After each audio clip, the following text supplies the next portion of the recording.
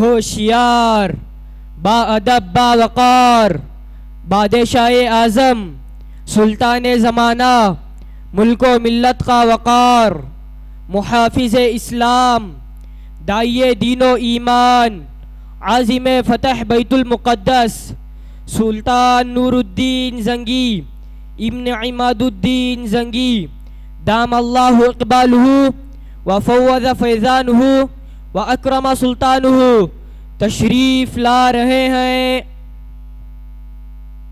إننا الأبطال لا نحن الرؤوس إننا للمجد أرخصنا النفوس خالد في البر كان ليث حق في البحار كان حوتا بربروسا إننا الأبطال لا نحن الرؤوس إننا للمجد أرخصنا النفوس خالد في البر كان ليث حق في البحار كان حوتا بربروسا.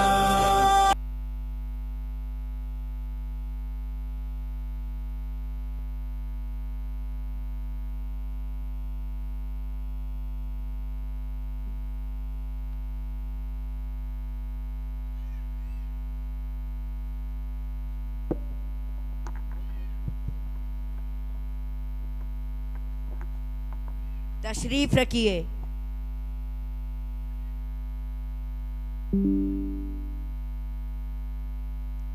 میری زندگی کا مقصد بیت المقدس کی بازیابی ہے.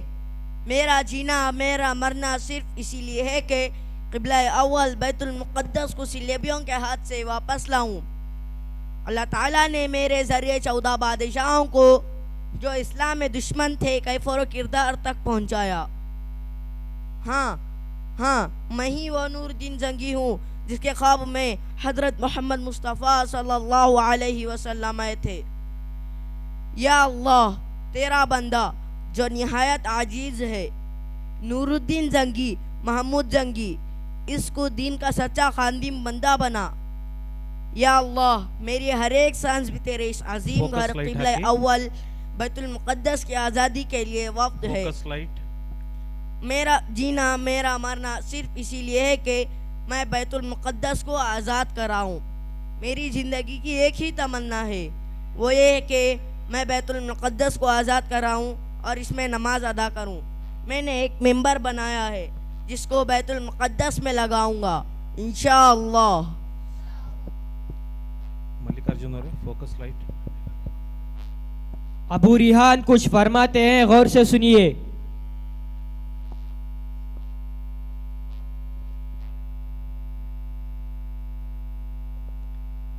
بادشاہ سلامت, اللہ تعالیٰ بیت المقدس کو ضرور آزاد کروائے گا. میں آپ کو اللہ تعالیٰ کا ایک راز بتاتا ہوں جس کو میں نے قرآن پاک سے تلاش کر کے نکالا ہے.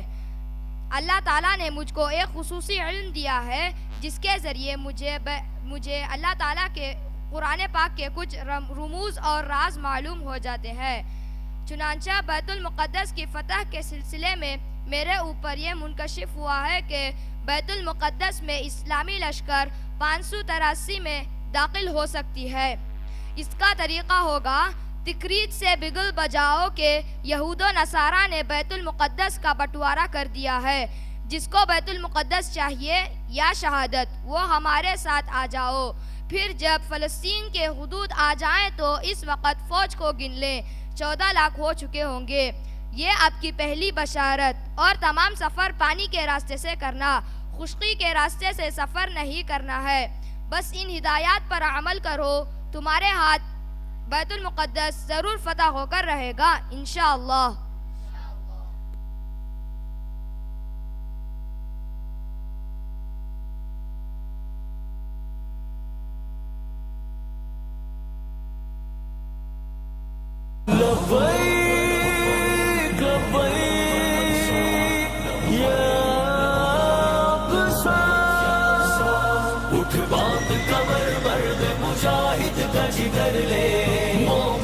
تو پھر مسجد اقصی کی خبر لے. لبیک light off. Mallikarjun light off. اٹھ باندھ کمر مرد مجاہد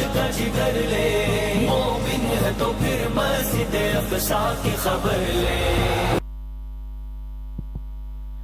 بادشاہ نور الدین زنگی کا آخری وقت. Light on.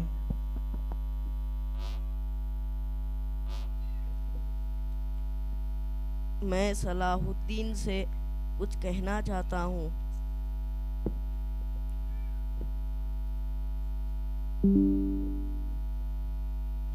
اے صلاح الدین، میں جا رہا ہوں، مگر بیت المقدس کا کیا ہوگا؟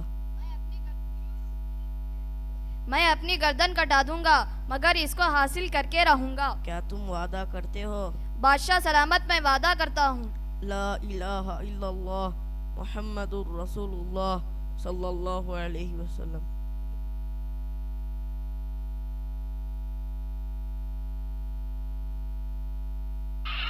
یہ کس کا جنازہ ہے کچھ تم کو اندازہ ہے، یہ کس کا جنازہ ہے کچھ تم کو اندازہ ہے. ہوشیار، پروقار، رونق محفل، زینت چمن، فاتح بیت المقدس، جانشین نور الدین زنگی سلطان صلاح الدین یوسف ایوبی تشریف لا رہے ہیں.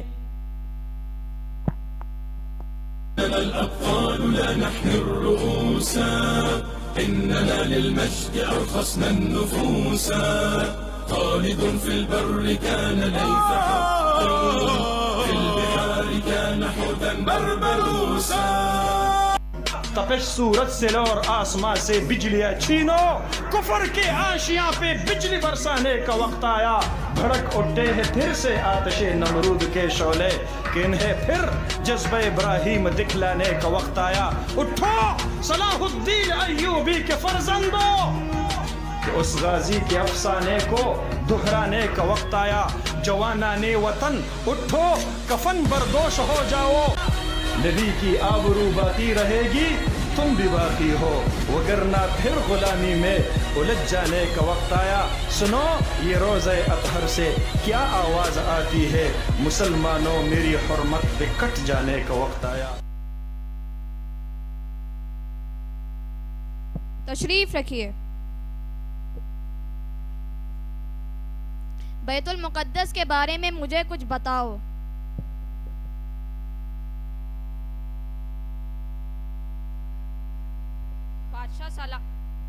بادشاہ سلامت مجھے بھی کچھ کہنے کی اجازت دیں. جی بتائیے. حضرت ابوذر غفاری رضی اللہ تعالیٰ عنہ سے مروی ہیں، فرماتے ہیں رسول اللہ صلی اللہ علیہ وسلم سے دریافت کیا، یا رسول اللہ صلی اللہ علیہ وسلم، روئے زمین پر سب سے پہلے کون سی مسجد بنائی گئی؟ آپ صلی اللہ علیہ وسلم نے فرمایا مسجد حرام. میں نے دریافت کیا اس کے بعد کون سی؟ آپ صلی اللہ علیہ وسلم نے فرمایا مسجد اقصی. میں نے عرض کیا ان دونوں کے درمیان کتنی مدت رہی؟ آپ صلی اللہ علیہ وسلم نے فرمایا 40 سال. تشریف رکھیے.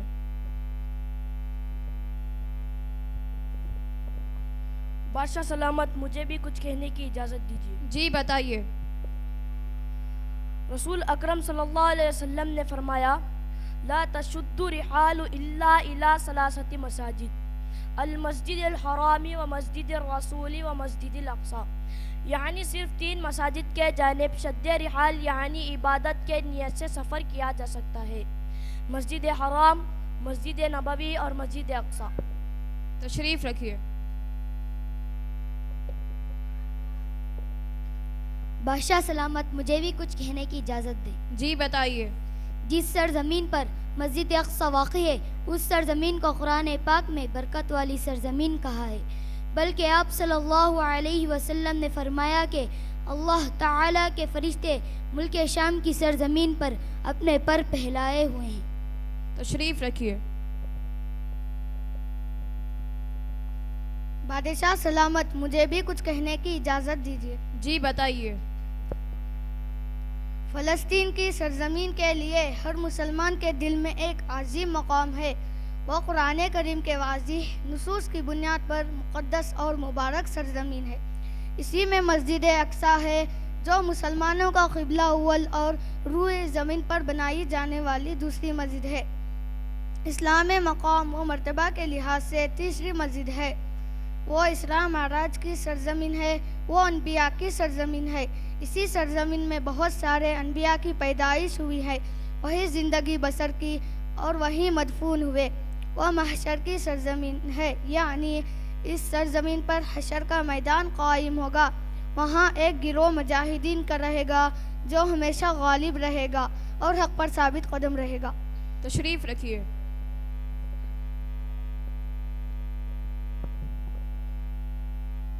بادشاہ سلامت، مجھے کچھ کہنے کی اجازت دیجیے۔ جی بتائیے۔ خلیفہ اول حضرت سیدنا ابو بکر صدیق رضی اللہ کے دور میں ملک شام فتح کرنے کے لیے کئی لشکر روانہ کیے۔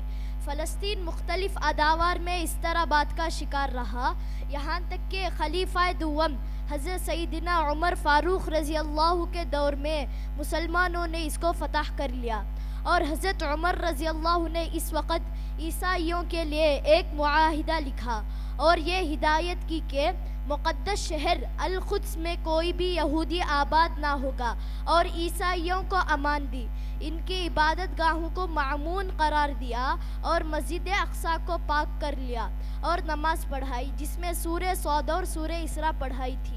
تشریف رکھیے۔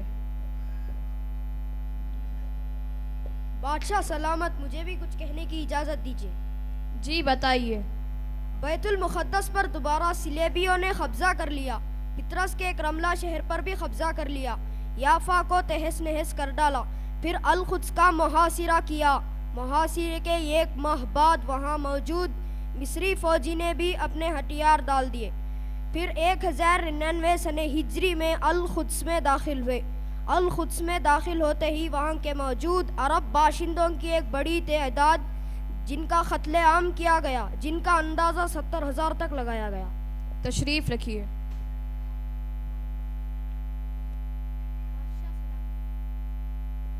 بادشاہ سلامت، مجھے کچھ کہنے کی اجازت۔ جی بتائیے۔ فلسطین عہد ایوبی سے سن 1171 میں عماد الدین زنگی اور ان کے بیٹے نور الدین زنگی نے صلیبیوں کے خلاف جنگ چھیڑ دیا، شام اور مصر کو متحد کیا اور جنگ کو زبردست موڑ پر چھیڑ دیا۔ نور الدین زنگی کی شب و روز ایک ہی فکر تھی، وہ یہ تھی کہ بیت المقدس کی فتح۔ اس فکر میں وہ اپنی صحت کی پرواہ بھی نہ کرتے تھے، بلکہ پورے دن میں چند لقمے چبانے کی نوبت بھی نہ آتی تھی۔ تشریف رکھیے۔ بادشاہ سلامت، مجھے بھی کچھ کہنے کا موقع دیجیے۔ جی بتائیے۔ بادشاہ سلامت، جب تک اس سرزمین پر صلیبیوں کا ناجائز قبضہ تھا تب انہوں نے مسلمانوں کا خون بدریا بہایا ہے۔ آج اللہ تعالیٰ نے ہم کو موقع عطا کیا ہے، ہم اپنے خون کا بدلہ لیں گے، ایک کے بعد ایک کو موت کی گھاٹ اتار کر ہم ان کو عبرت کا نشان بنائیں گے، تاکہ آئندہ کوئی بدبخت بیت المقدس کی طرف آنکھ اٹھا کر بھی نہ دیکھے۔ آج ہم اپنی تلواروں کی پیاس کو ان کے سر خون سے بجھائیں گے۔ تشریف رکھیے۔ وزیر باوفا، آپ تو بالکل حقیقت کو بیان کر رہے ہو کہ ان ناپاک صلیبیوں نے سرزمین بیت المقدس کو بے گناہ مسلمانوں کے خون سے لالازار کیا ہے۔ اگر ہم چاہیں تو ان کو سبق سکھلا سکتے ہیں، اینٹ سے اینٹ بجا کر سبق سکھلا سکتے ہیں، خون کا بدلہ خون سے لے کر شہیدوں کو خراج تحسین پیش کر سکتے ہیں۔ اگر ہم ان کے خون سے ہولی کھیلیں تو بجائے مگر ہم جس نبی کے امتی ہیں ان کا طریقہ کار موقع پھر یہ نہیں ہے، بلکہ انہوں نے فتح مکہ کے موقع پر اس وحشی کو بھی معاف کر دیا تھا جس نے آپ صلی اللہ علیہ وسلم کے چچا کے سینے کو چیرا اور کلیجہ نکالا اور ناک کان کاٹ کر مسلح کیا تھا، اور اس ہندہ کو بھی معاف کر دیا تھا جس نے آپ صلی اللہ علیہ وسلم کے چچا کے کلیجے کو چبایا اور خون کے ذریعے اپنی پیاس بجھائی اور اپنی منت پورا کیا تھا، اور اس آدمی کو بھی معاف کر دیا تھا جس نے